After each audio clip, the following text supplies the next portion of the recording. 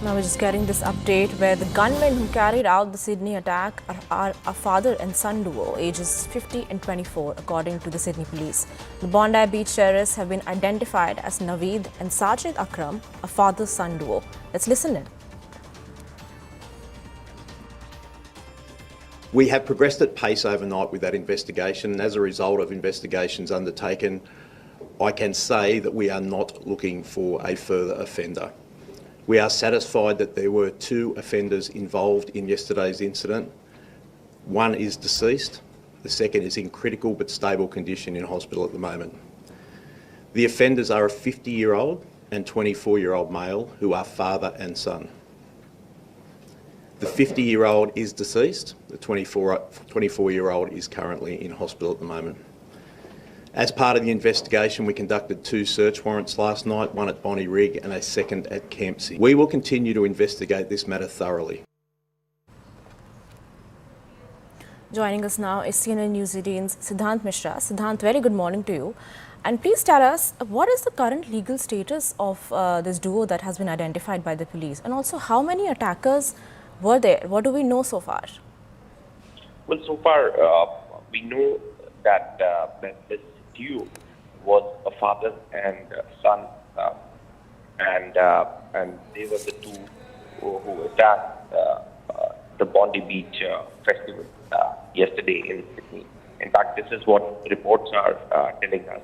One of them, his name is Naveed Akram. In fact, his driving license and his identity card is available on social media. In fact, right now, multiple places are being raided by the law enforcement officials in Australia to ascertain whether they belong to any group, any terror organization, any ideology, etc., etc. All we know is that they were father and son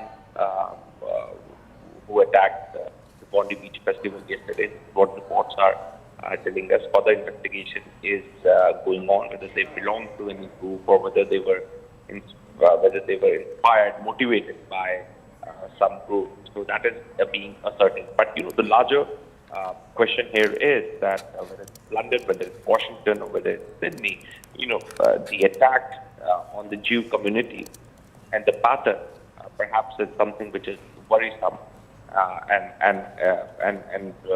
Also shows that how this anti-Semitism has this feeling is growing and it's real. It's a very, very horrific incident which took place in Sydney at a Bondi Beach party. The officials are investigating the matter. Right. Also, we received a statement from Israeli Prime Minister Benjamin Netanyahu, where he has strongly criticized the Australian Prime Minister, and he went on to call the whole attack as his fault. So what do you make of this statement coming in from a head of state? Well, the Israeli leadership is completely holding the Australian leadership accountable for this attack, because they have to say that they have been warning the Australian leadership from the past few months. In fact, there was some intel also which was shared with the Australian government about the possible attack on the Jew community. In fact, there was the letter also which was written by Prime Minister Netanyahu to Prime Minister Anthony Albanese. That letter, in fact, was written in August when there were many marches taking place in Australia in support of Palestine, Gaza, etc., etc.